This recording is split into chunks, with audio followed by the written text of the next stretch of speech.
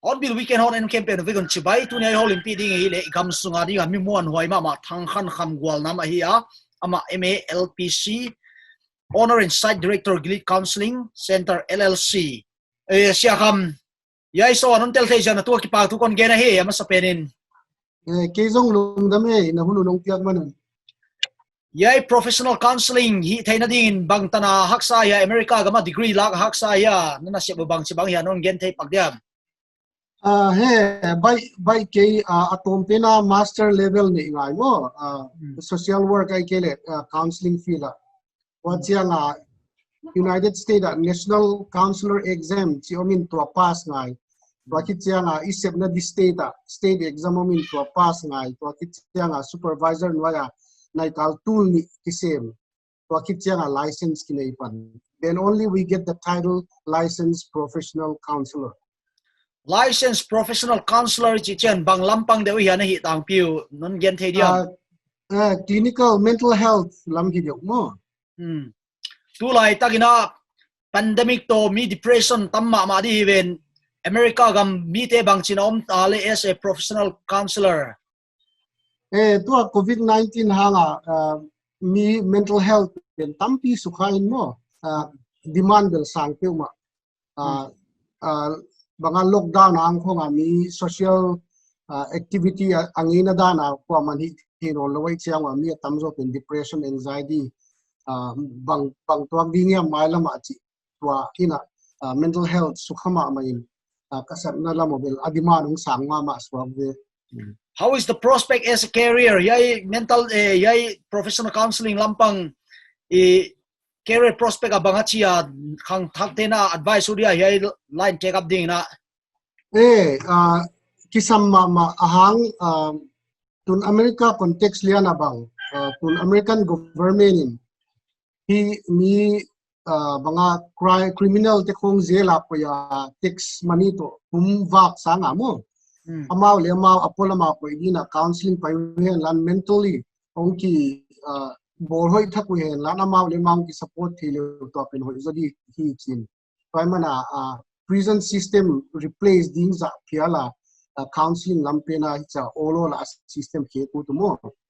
paimana ti tu lai tak bang emi la ka se ma hen ni bang emi to ka sak su khang ma hi mi ma kum somwal mi kang mi vom le hi benete Hispanic population la ka na se ma mo to again te na court case nei te khong bang judge in like zela payudzo mo counseling payudzo cha option pia mo in to abana medical field azon 70% mi khatong dam lo chianga 70% pen it's from the mind mo mental health issue hangina 30% pen a physical symptom ang dok kya hi chiwebe toy mana doctor te ma ma jong mi chronic illness nei te bang counseling pai dia referral or pen good khol ti te bang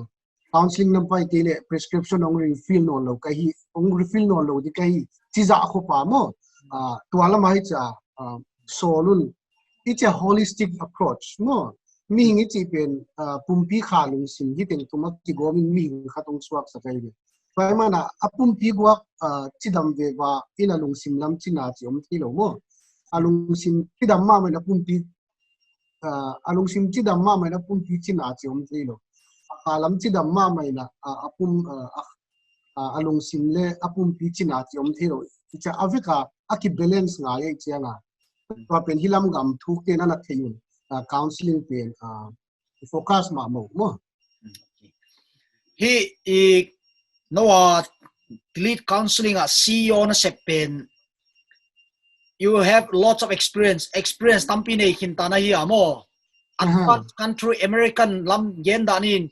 e gam lama zomi te laga suicide rate depression chi te kha min suicide nei chen kha e lam ten kha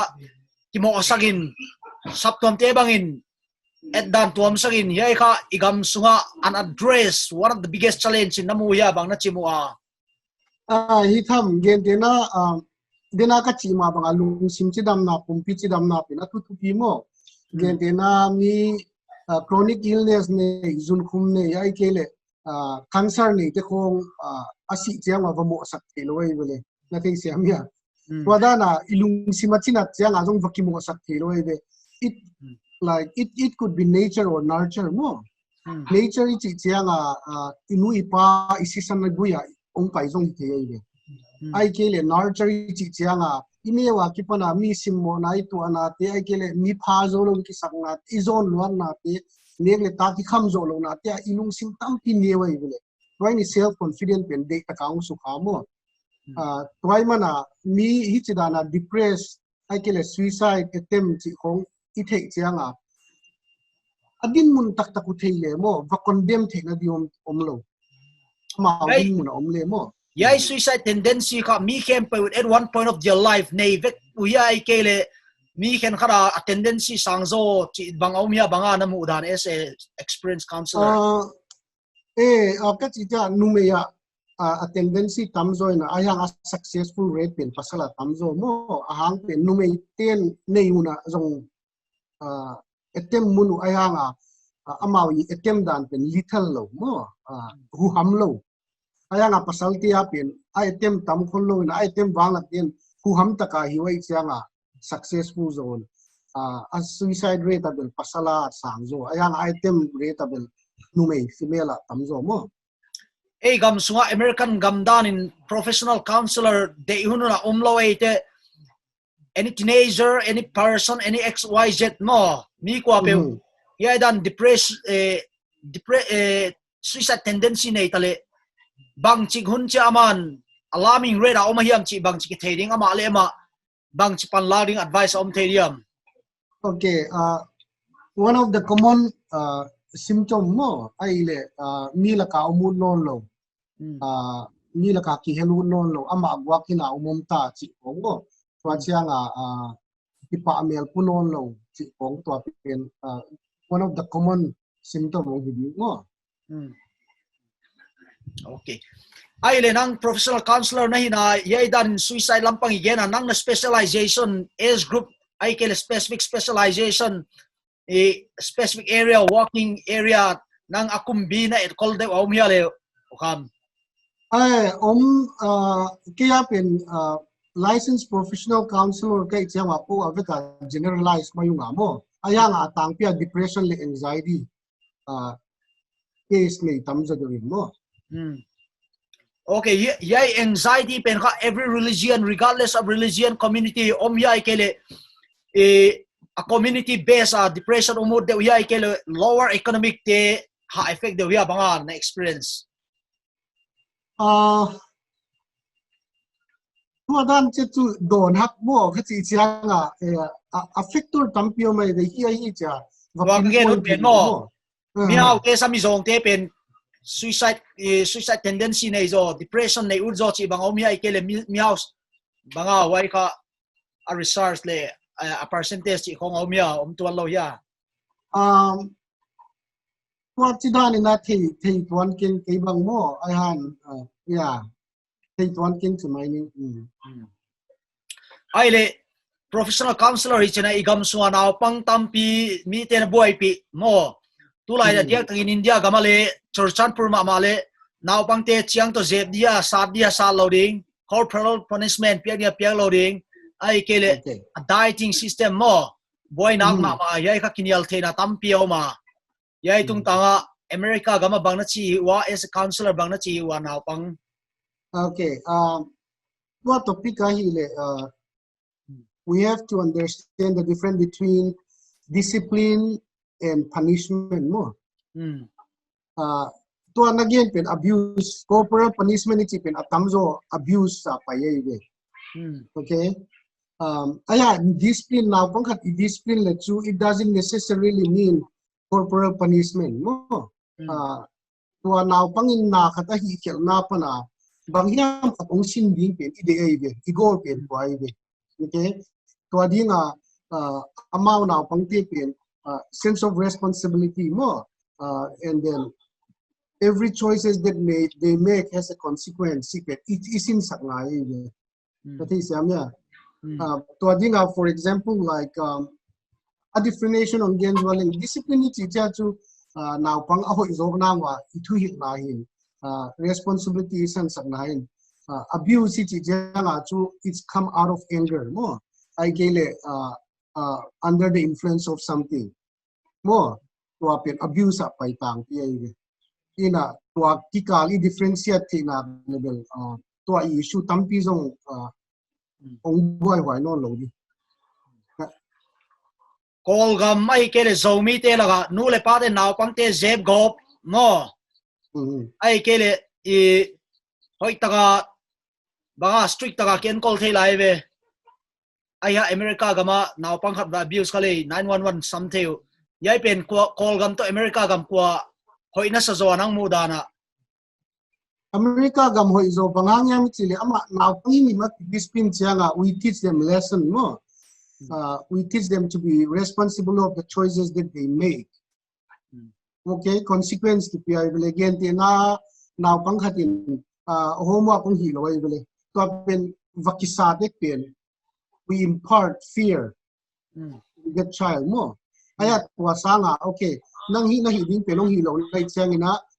akik changa nang gentena recess you cannot be in recess dan ko ngile to naw pang pinin cha amao ong sin the zo ai bele to ki sa di chi bel ai milaka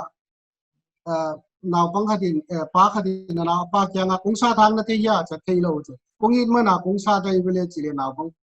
pa to sa ong izole te ong sa lum din ai bele mo chi da ni mo to ai cha to dan hi theilo la it night pen it has to come with discipline mo ai le nu le pa tam pi na boy pi naw pang lam te junk food ai kele proper diet ne ulo an ne ulo chi khong America gamin na face tho ya banga chia is ki face problem in America ki face kamina to junk food canned food processed food himin pen aki process na nutritious value teng be in nungkala lai bu khat kasim kit khatamina your heart in your mouth it's I mean doctor Natasha Campbell Gilhin ipum pia ki bola like mitosis le meiosis process om la cell khat pen cell niong swak tio to cell ni pen cell niong swak ai to dana I organ te pen ong ki bol hina to pen to cell khat niong ki swak pen khat pen I intestine apa in khat pen I brain apa ai de please yamya pai mana ya doctor ten like za khong pia ku chianga agbiak dia ka side net bangong pia ku chianga a side effect pen besides a check because our original cell of our intestine and our brain is the same mo pai mana ki relate ai de to ai chianga to junk food khong in net chianga a nutrition value omnon lo ni mai chianga it really affects your brain it really affects your mental health mo in to chianga na zong tamang tamai met tun America bang naw pang kum som le nga kong zun khum nei mo high blood sugar nei chi kong tatamai bele it's all come from this junk food hilele practicality it's easier said than done again sangin again ba ima mai na hi het pen hak ma nang ma own experience ai kele America gama counseling te kha practicality banga chia kwama bel ki force thelo mo in ken ka hi the nai le ka ji ka ta ka in kwan sunga hi pain ko in kwan lian bang fast food gen tak no restaurant an ni chang a jong home cook pen ko ha bol ma mo because that's the best way in to pen it takes time but it pays the price more okay Let's move on to the next question mo. Adbana don na kon dongura. America gam technology advance na America ki pan yai lamka ai ki ho thea. Technology chi cha American te hi gam dang sang le advance zolaya kids and technology. Now pang te phone khoi TV at game ki mall. American ten is this one of the biggest challenge yai ka hak sa sil control hak sa PA hi ya banga chia. Na kilwa tun counseling fila he a small version kanin ESM4 he can be open mental disorder either. Okay, in he buam can be open mental disorder he na a code him open tun within 5 to 10 years video game electronic zong disorder kata ko ya tiging private mental health fila mo. Banghangiam chile now pang za tenun chin anu lepan supervise lo out tan tanu out hununu electronic device ki mo sat now pang zakhat ma tenun anu lepaten regulatun ni khata takal khat video game ki mo sat totally cut off lo mo ayang regulate ni khata nai kal khat ki mo sat pa chang apolama activity tuam pong sat one now pang group ni pena study after 5 years ya video game work ki mol tin a brain development penu yeuzo zong zekai zo ayanga hia nu le pan a regulate mo ni khata nai kal ni electronic device for isaktiu pacha apolama activity hi sakai kele anu le pan kitwa pi kele va pi pa ka pai ti ke after 5 years a brain zo only anzo a development zo ho Tuan nga video game pin akina mo lo te penin social skills ng nei loi deo social skill issue ng nei communication issues ng nei bangang yan sila video game mo siang wa atai phim khong ozong a short form ni nai siang sapo ozong di kang dik no loi bele a spelling khong o grammar khong di te din no ma ozong akhan ding za khang lo mo bai mana tua new generation te pen we cannot totally cut them off from electronic devices, but we can regulate them, we can supervise them. Mo tua hile alo magwalo zong pading, akwa ko zong akhan ding zang angdi mo. Mi hingi pen 25 years sitin siya nga i-brain pen fully developed pa na ibi. Kaya tua ma pen nule patin, hoi takatate i-brain na develop na nga zong activities ko mo. I-supervise nga yung i-regulate nga i-side mo. As a parents, as adult, kang pitching tawa now pangte it's very easy to point a finger on the kids. Kele nang le nule pate now pangte sa telephone mobile addiction kine zo ya biagin sung nang ona le kikisum zo lo ya. To pen now pangte penin inule pate apan tampiong zilo again sanga inun tang nangin zo mo. Kaya siya nga family time bangin ile nule pama amain jong electronic device te iko ikyan ngamli mo wa ko ikhengamle itaten jong mudi na ma jong ko ikitun itate ka hilou di chin kay na nu kay bele kay ka pa nai kay na pa kay bele cha eli utun na ko ile chu ile ki khem itaten jong ongum no lo mo in itu jong mang non lo pa mai. As a professional counselor, no, America gama pornography addiction banga chia mi bangzan problem real life practical na mo khang atamya yai ka igam sungadi at tabu gen ngamlo ai hami tengin na kine hi pornography addiction le bang chipan ladi non gen tediam because of the incoming technology mo it's easy access ni dang to CD balay ngai a cover bakhe ngai ya tulai why danai non ka every smartphone has pornography. Yain bang chitugin Christianity ay kele i society anesia yai tung ta neo kat nonen life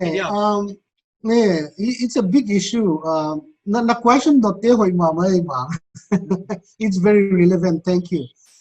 Tun now pang kamu te atamzo like kumngapan 18 years sitang te mo in you would be surprised kumsagi injong porn pen okay. Lama so etigin kigen ke ngamlo it's a taboo we are in society mo. So it's an addiction. Bang hang yan chile ama it's one kind of addiction. Tua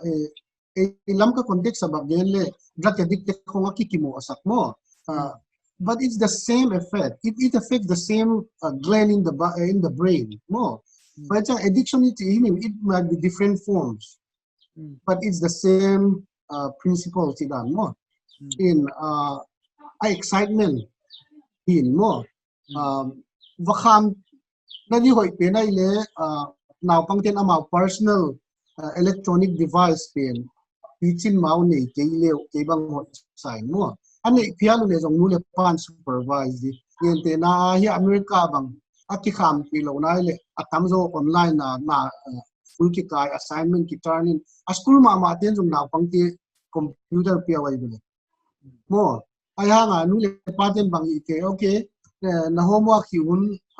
let's say 6 to 7 inch 6 to 7 to atitsa na nule paten a computer device I can electronic device lak sakina encam le wa khatum fine mo to pen ei nule pai mo kwang na why pen now pang ja dia pitching pornography addiction mo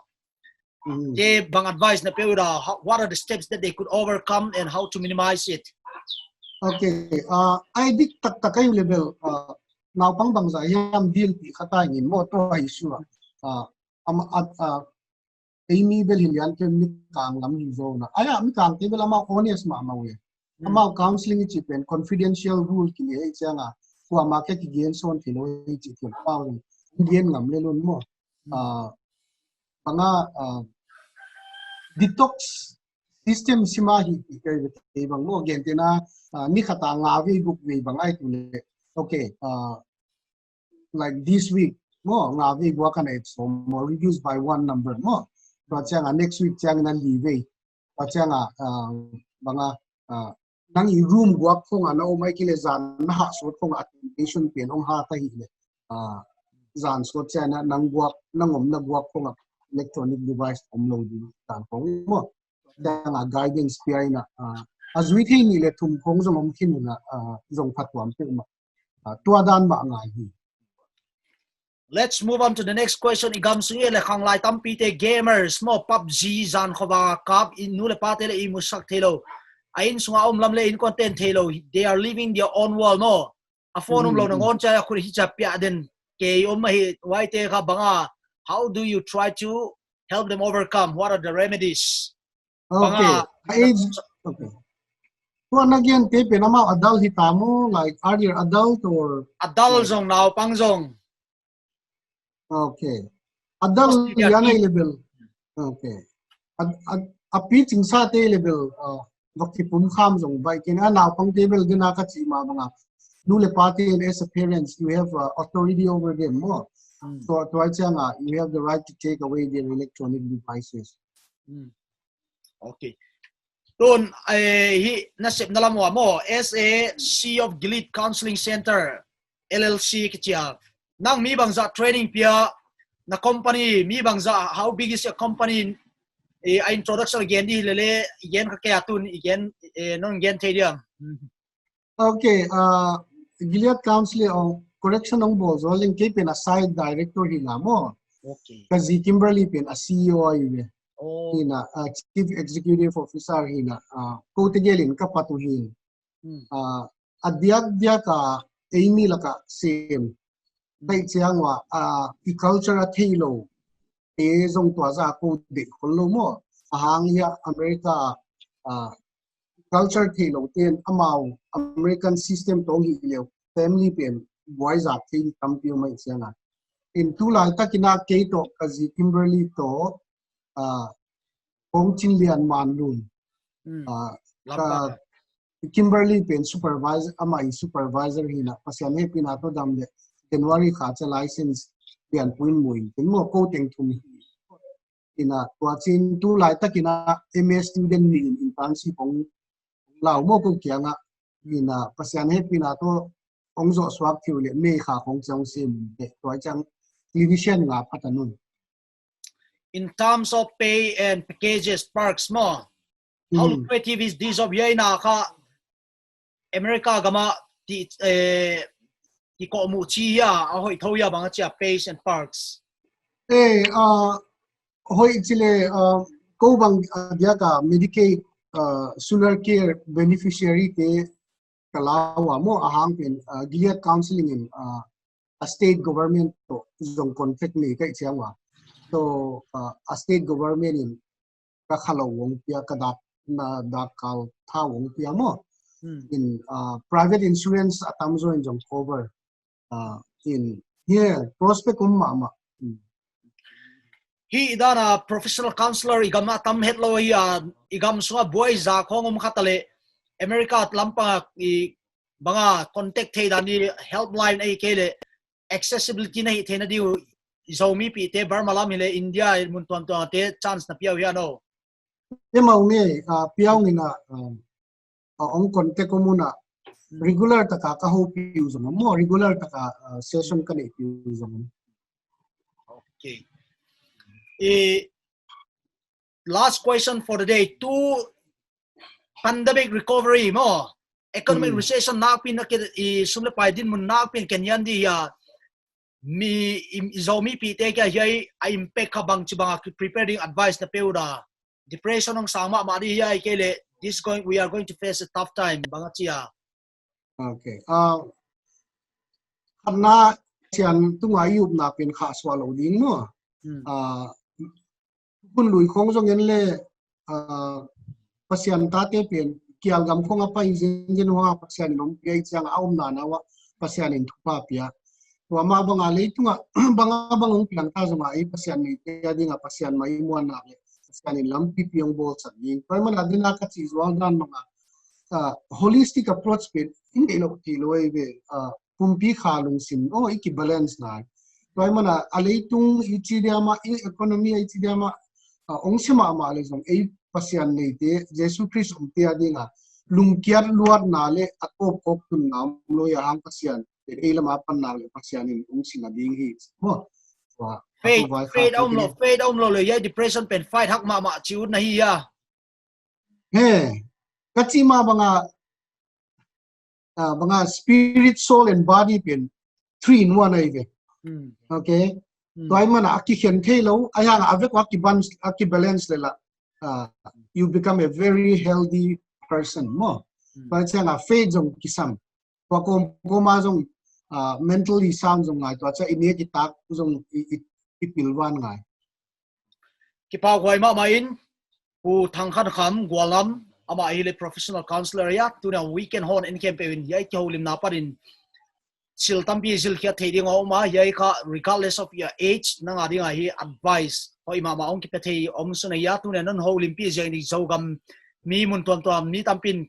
apat tuan pi di kana ging ta yai ho lim na paran apat tuan pi ke opinion na ai le YouTube ong ki kha kya chen TV en lowa YouTube an en khovel mun ton to zomi ten no opinion le na ngai diao na benefit dan le question na daru ai le ama access number le ong ki pe dinga hi tunia ngai ku te tu te teng na vegun ki pak thu kon gera pu Thangkhan Kham u kham